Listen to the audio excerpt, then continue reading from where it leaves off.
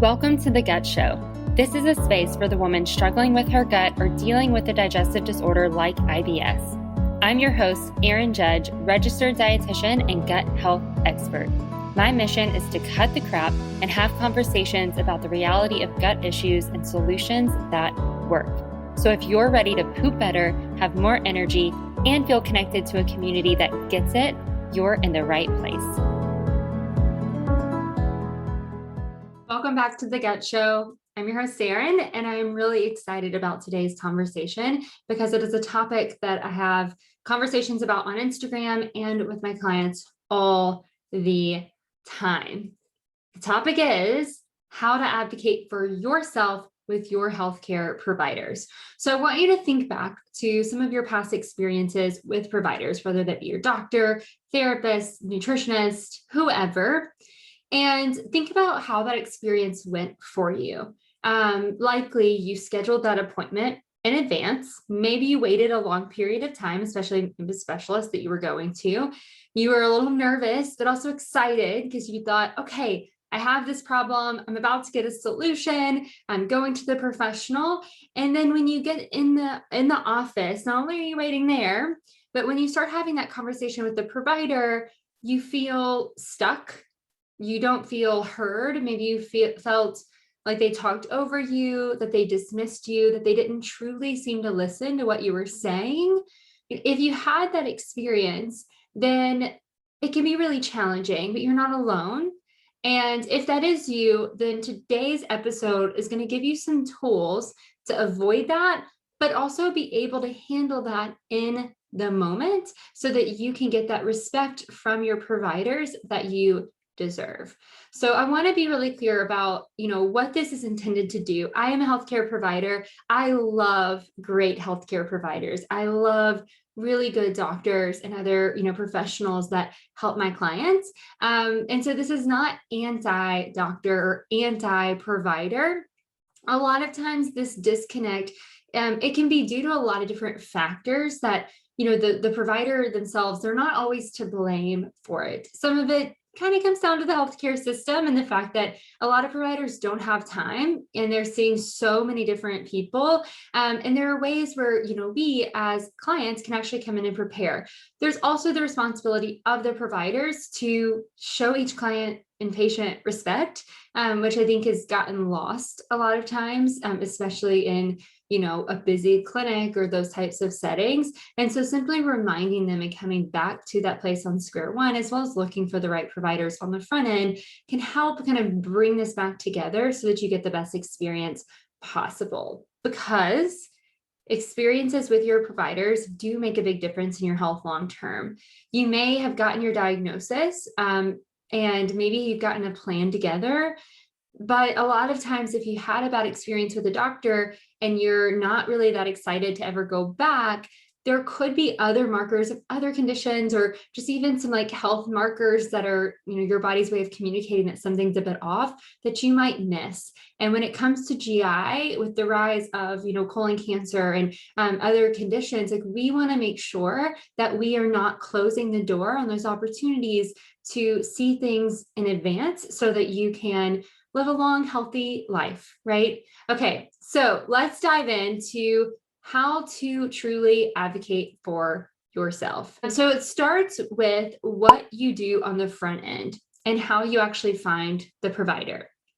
So one thing that I like to tell my clients is to do some research into the different providers. If you're going through your insurance, the different providers in your insurance company, and start with the basic research of looking at reviews. Look at their website. What are they about? Try to see what their specialties really are. See what other people have had to say about them. This isn't a one-stop shop. Some people don't say great things on the internet for different reasons. So just kind of getting an overview of what are people saying and what do they think about this provider. If you're in Facebook groups connected to people in your area, where you have a well-rounded network in your area, you can also ask, hey, has anyone had an experience with this provider, and just see what they thought about it, because that can be really helpful to hear what others have to say. And you can get a feel for someone based on that. So you're looking for things like, I felt heard, I felt seen, I felt like the doctor really took time to listen to me. Those are the types of things that you want to look for. And any red flags that maybe are the past experience you've had that wasn't so great, you want to make sure that you are excluding them. The second step is to then call the clinic or wherever you would be scheduling. Instead of just scheduling online, try calling the clinic and just vet them out a bit. Ask them a few questions. This is a great time to say, hey, what is your typical experience with those with IBS? How much time will I get with the doctor? Are you open to doing, this type of test if that's exactly what you're looking for? Do you guys typically provide referrals or other resources whenever we're creating treatment plans? Just kind of ask them some questions and see how they respond. And if they're short or not very responsive or not really taking the conversation seriously, that could be a sign that that might not be the place to go, versus if they are really taking the time answering your questions, that could be a good sign. The culture of an entire clinic does kind of reflect the leaders of that clinic. And if you're looking at a specific provider and it's their clinic or they're one of the top people in the clinic, seeing how those under them treat you on the phone and how they interact with their patients, that's actually a pretty good indicator of how that provider might respond. Not always, but it's a good point and a good place to go. This is also really great if you have other needs that you want to make sure that are addressed. So you can say, how do you handle, gender language, if that's something that's concerning for you, or how do you handle LGBTQ, needs on top of this, or how would you handle my desire for X in regards to Z, right? You can ask those questions. How do you handle hormonal health? If you want to work with a woman, you can say, I prefer seeing a female practitioner. Is that possible? Or I prefer seeing a Black professional. Is that possible? You can ask those questions and then really advocate for it on the front end. And if it doesn't feel right, move on to the next person. This vetting out process on the front end, it can take some time. It's worth it. It'll save you time in the long run because you're more likely to then be able to be paired with the right person versus feeling like you have to go from person to person to person and spend a lot of time, energy, and money. So now you're at the doctor's office, right? And it's time for you to have the appointment that you have been waiting for. Here are a few things that we can do to make sure that it goes well. So on the front end, we were clear about who we wanted to work with and we scheduled that, right?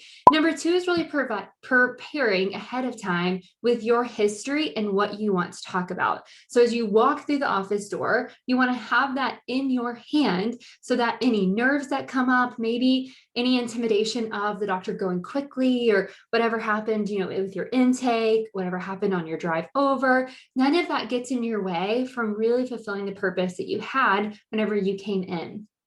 You want to start with your history when you do this. And those who've been dealing with IBS, gut issues, chronic illness, there might be a pretty long history that is very easy to get missed, even in a file that they may already have. So you want to write out important dates, timelines, any testing that's been done, other providers that you've worked with.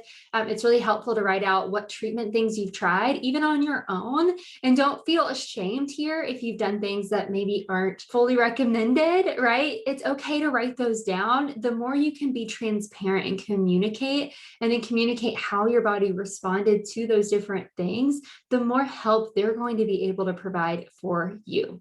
In addition to your history, you also want to write some details about your struggles that you are currently having. So when we're looking at GI, what I recommend is writing down the exact symptoms you have, truly describing how severe they are, not just saying they're really bad or they're kind of bad, and brushing it off. Like you really want to maybe create a scale of 0 to 10 and write about how often, it's a 10 versus an 8.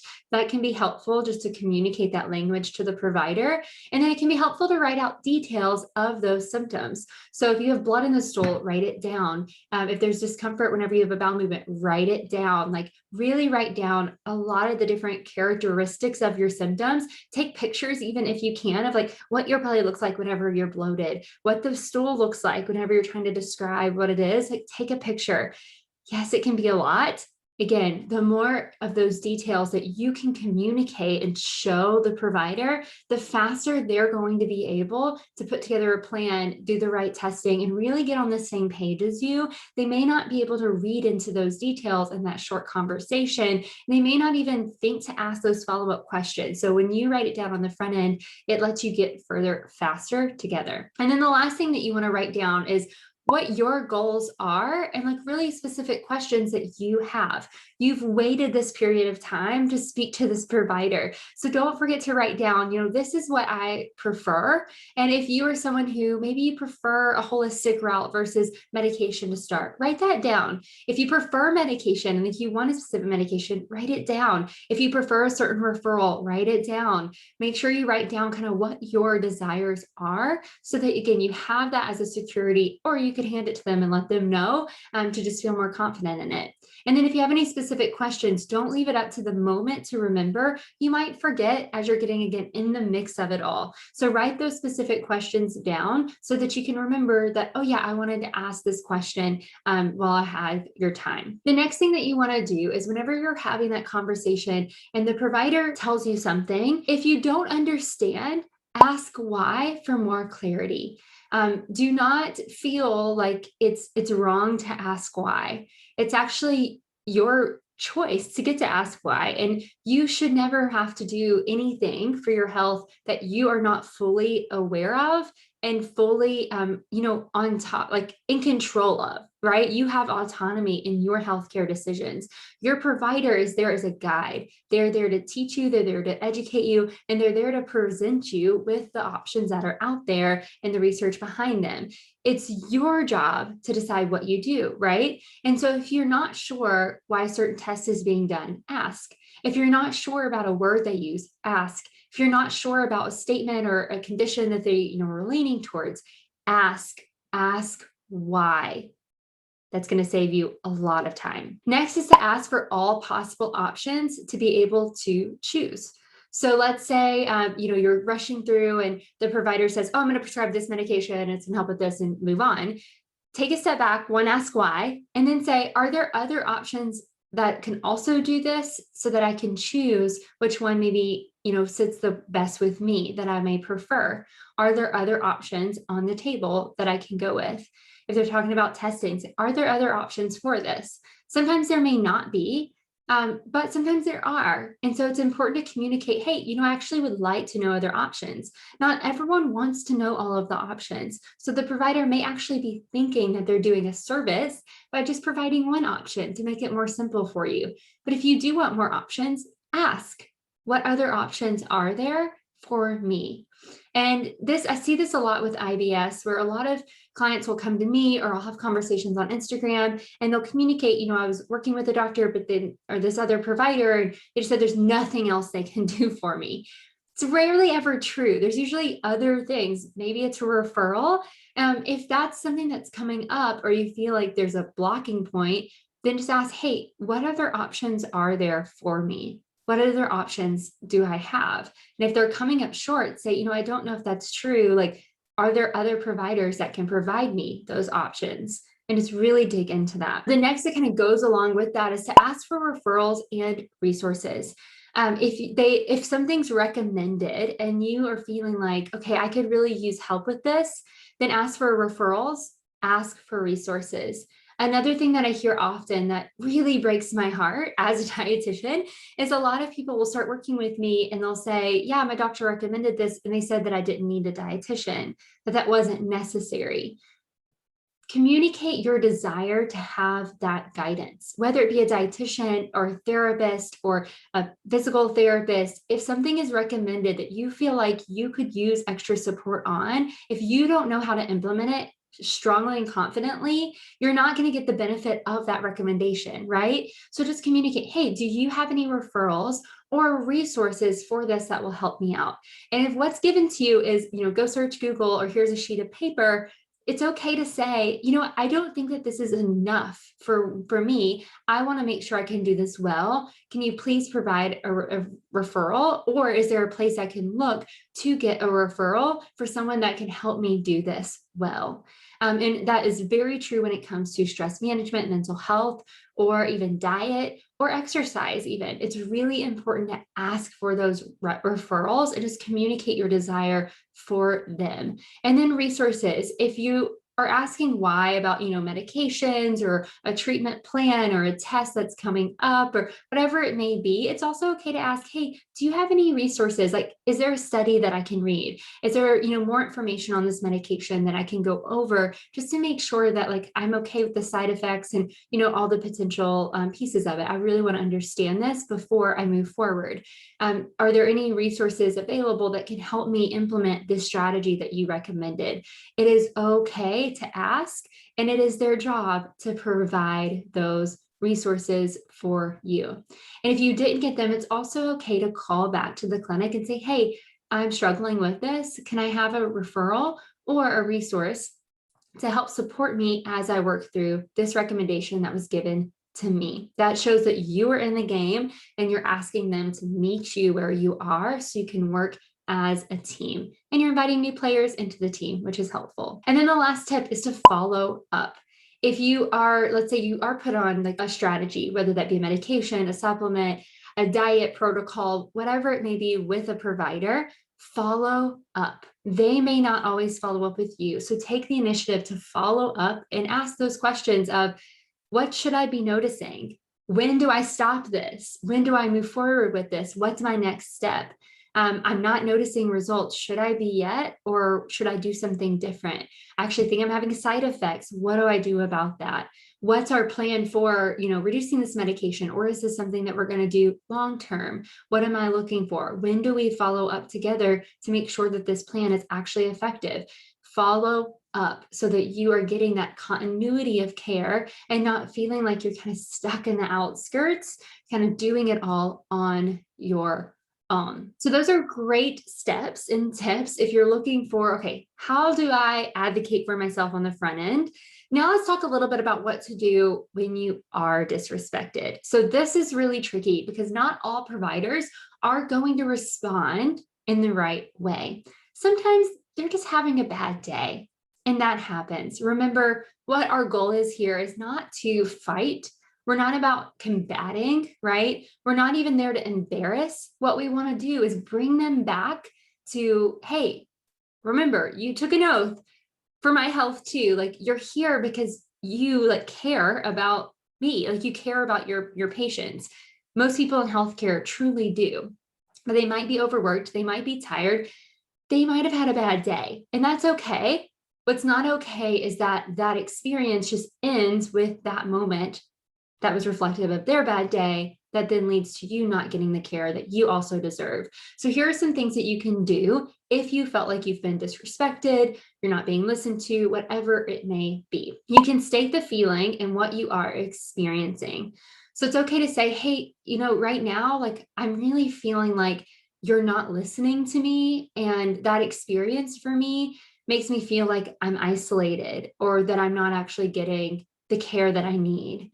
I feel that, you are kind of talking over me, and that experience for me feels like you're not actually listening, and we're not going to get to the root of what's going on together. What I'm feeling is that, you're not providing the referrals that I'm asking for. And what I'm experiencing is, overwhelm about trying to do this all on my own. Like, really communicate what the feeling is and then your experience in that feeling, and make it kind of not you centered of like, you aren't doing this. Sometimes it's like, I feel like I'm not being heard, or like, I feel like you're not really connecting, we're not connecting. And then your experience of like, this is making me feel and experience this in this way, less about you're a bad doctor, right? We don't want to say that because that's combative. We want something that's constructive to kind of get us a step further. Another thing is ask if they prefer another doctor or provider to take over. This is a great example if someone's kind of throwing up their hands, or like, well, I don't know what you want me to do. Then simply saying, hey, is there another provider that would be able to take over my care so that I can move forward? That's definitely fine to ask. You can also ask for another provider just for a second opinion. You can say, hey, I'm actually not happy with the plan that we have in place. Like, to me, this doesn't feel like it aligns with what I communicated that I wanted. Is there another provider that can take over my care so that I can, make sure that I'm getting that second opinion? You can ask for your chart to find someone who will listen and provide better care. So this is usually okay, like, you're still not listening, we're really disconnecting, like, I'm not having a good experience. You can say, hey, thank you or not for the care that you've provided so far. I don't feel like this is actually going to move me forward like I need to be. Can I please have my chart and the details of the care you've provided so far? I'm going to go find someone who's going to listen and provide better care for me. That's a good thing to say. And then last case resort, when it's just really like disrespect after disrespect, if you feel like you've completely been invalidated and nothing that you've communicated is getting across, then you want to tell the office manager about your experience and file a complaint if necessary. As healthcare professionals, we're held to code of ethics that are all about putting our patients first. And if you are requesting, to be heard, if you're requesting specific considerations, and we're not really getting on the same team as you, a lot of times that can go against our code of ethics. This isn't something we want to do to, again, ruin someone's life or leave a bad Yelp review, on day one, but it is about, sticking up for yourself as well as the other people that are coming after you, and just communicating that to the people who are, going to make a difference in that clinic. And again, we don't want that to turn into like they need to be fired. The goal would be, okay, I think they need more training in this clinic to be able to serve their patients well. Like, maybe there are some systems in place that aren't helping with client care, like the hours that providers are working or something like that. And so communicate that and address that if that needs to happen. And it is okay to do that. It's also okay to celebrate a provider that does really well. Leave them a review. Remember, other people are going to be looking at those.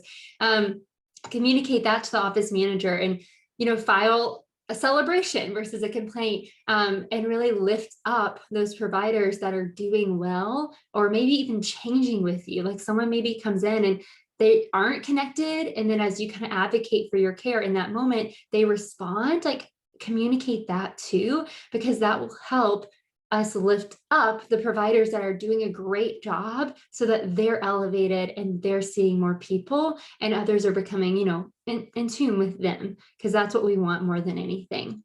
So I hope this was a helpful conversation over in the gut community on Facebook. If you haven't joined us yet, the link is going to be in the bio.